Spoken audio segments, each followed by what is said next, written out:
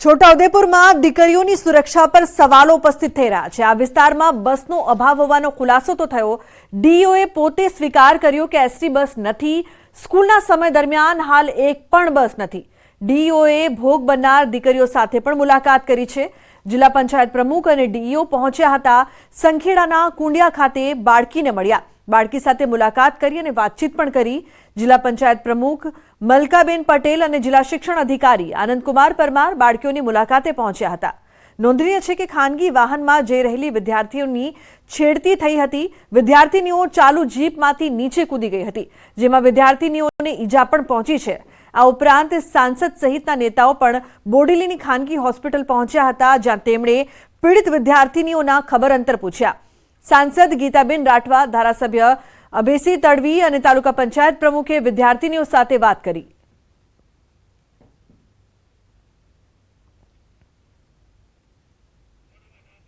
महत्वनुं छे के दीकरीओनी सुरक्षा पर तो सवाल उपस्थित थई रह्या छे, परंतु अहीं बसनो अभाव होवानो पण खुलासो थयो।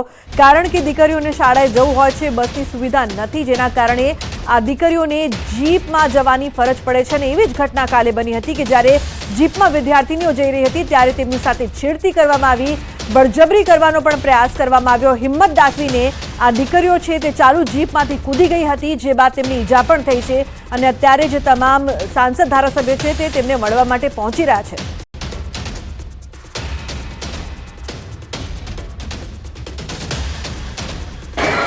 અત્યારે જે ટ્રાન્સપોર્ટેશનની સુવિધા નથી દીકરીઓ માટે શાળામાં જવા આવવા માટે, તો મારે ડેપો મેનેજર સાથે અને વિભાગમાં પણ મારે વાત થઈ ગઈ છે। ટૂંક સમયમાં બસની સુવિધા પણ શરૂ થઈ જશે। આ દીકરીઓ સાથે જે ઘટના બની છે એ ખૂબ ખરાબ ઘટના છે। ખરેખર આમ જોવા જઈએ તો દીકરીઓની હિંમતને દાગ આપવી જોઈએ કે એમને પોતાના જીવના જોખમે સ્વ બચાવ કર્યો છે અને આવું ફરીથી ન બને એ માટે તમામ વહીવટીતંત્ર, તમામ પદાધિકારી અમે સૌ ખૂબ પ્રયત્ન કરી રહ્યા છે। ટૂંક સમયની અંદર પણ જેટલા વિસ્તારોમાં બસની સુવિધા નથી એ વિસ્તારોની અંદર બસની સુવિધા મળે એના માટેના અમારા સઘન પ્રયાસો રહેશે। હાલમાં તો આ રૂટ ઉપર શાળાના સમય દરમિયાન લગભગ એક પણ બસ નથી।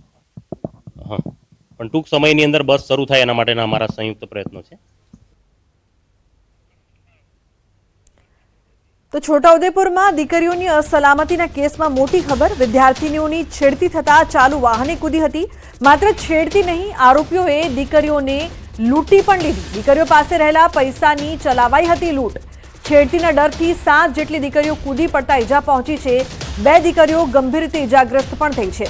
જીપ ઊભી રાખવા આજીજી કરી પણ ડ્રાઈવરે ન રોકી। સંખેડા પોલીસે વાલીની ફરિયાદ લઈને કાર્યવાહી કરી છે। તો ખાનગી જીપમાં છેડતીનો આરોપ 2ના નામ ખુલ્યા। છેડતી કરનાર એક આરોપીને અટકાયત પણ કરાઈ છે।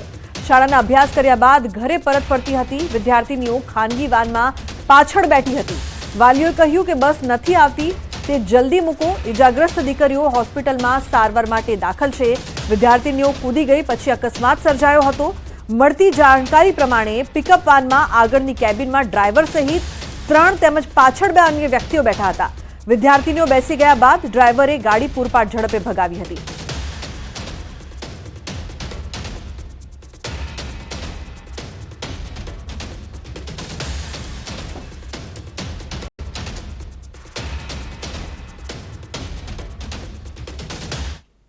तो समग्र घटनाक्रम शुं हतुं ते समजवानो जो आपणे प्रयास करीए तो आखी घटना समझीए। शाळाओ जवा माटे विद्यार्थिनीओ अपडाउन करे छे। ग्राम्य विस्तारनी आ परिस्थिति छे। बस ओછી होवाथी खानगी वाहनमां तेमने अवरजवर करवी पड़े छे, जेमां वहेला पहोंची शकाय ते वाहनोमां विद्यार्थिनीओ जती होय छे। शाळाएथी छूट्या बाद दीकरीओ घरे जवा माटे समय નીકળી હતી અને ઘરે જવા ખાનગી જીપનો આ દીકરીઓએ સહારો લીધો હતો, જે બાદ વિદ્યાર્થીનીઓ ખાનગી જીપમાં પાછળ બેઠી હતી। આગળની કેબિનમાં ડ્રાઈવર સહિત 3 લોકો ઉપસ્થિત હતા। જીપમાં પાછળ પણ અન્ય 2 વ્યક્તિઓ બેઠા હતા। વિદ્યાર્થીનીઓ બેસી ગઈ અને પછી ડ્રાઈવરે ઝડપ વધારી દીધી। સ્પીડમાં ડ્રાઈવર ચલાવવા लाग्यो। ચાલુ ગાડીમાં જ વિદ્યાર્થીનીઓ સાથે છેડતી કરવાની શરૂઆત થઈ ગઈ હતી, જે બાદ 4 જેટલા શખ્સો વિદ્યાર્થીઓ સાથે અડપલા કરી રહ્યા હતા। ચાલુ જીપમાં છેડતી થતા વિદ્યાર્થીનીઓ ડરી ગઈ। डरी गયેલી દીકરીઓએ જીપને રોકવા માટે આજીજી કરી, પરંતુ ડ્રાઈવરે જીપ ન રોકી। છેડતીખોરોએ જીપ રોકી નહીં એટલે દીકરીઓ કૂદી ગઈ।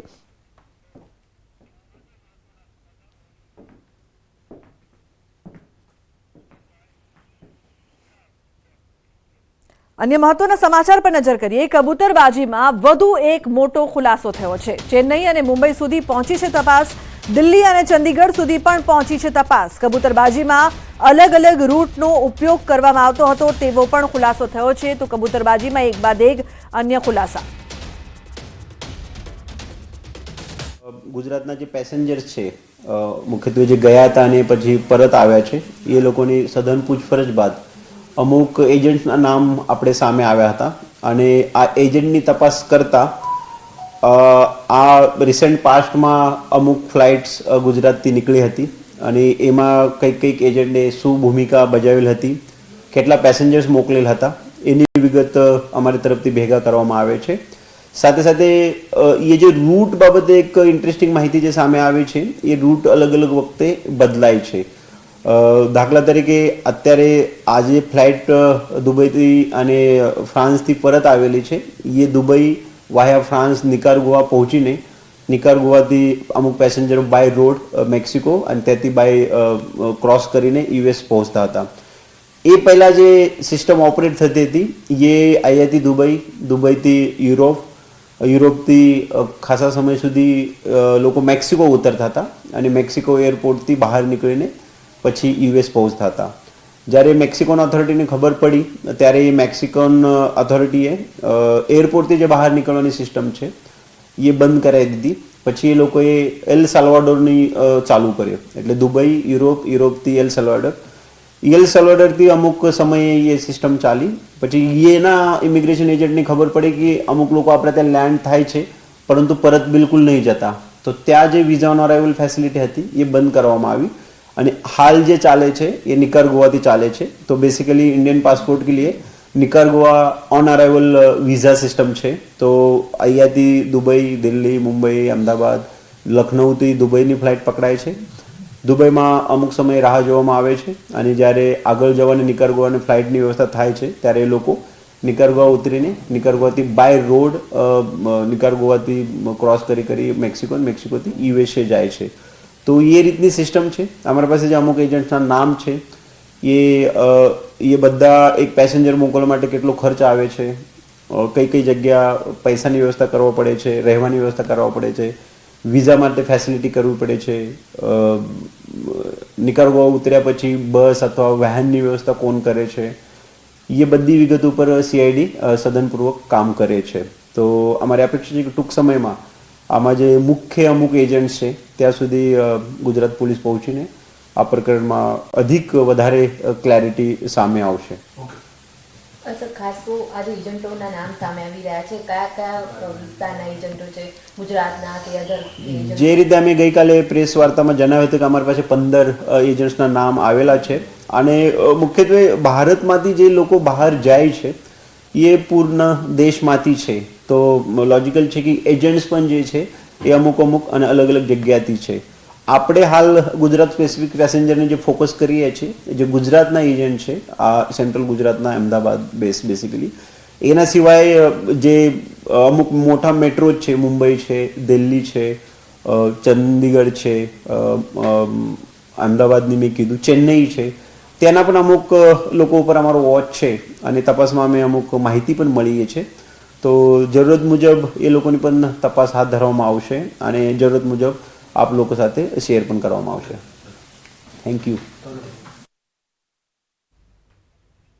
તો દિલ્હી અને ચંદીગઢ સુધી તપાસ પહોંચી છે. એક બાદ એક જે તાર જોવા મળી રહ્યા છે. દુબઈથી ફ્લાઇટ કઈ રીતે ગઈ હતી, નિકારાગુઆથી મેક્સિકો જાય છે પ્રવાસી અને કબૂતરબાજીમાં જે સંડોવાયેલા છે મેક્સિકોથી પછી અમેરિકા પહોંચે છે. ચેન્નઈ અને મુંબઈ સુધી પણ આ તપાસમાં કેટલાક મહત્વના ખુલાસા સામે આવી રહ્યા છે. તો કબૂતરબાજીને લઈને તપાસનો ધમધમાટ ચાલી રહ્યો છે. દુબઈ જવાની રિટર્ન ટિકિટ કેન્સલ કરાતા હતા.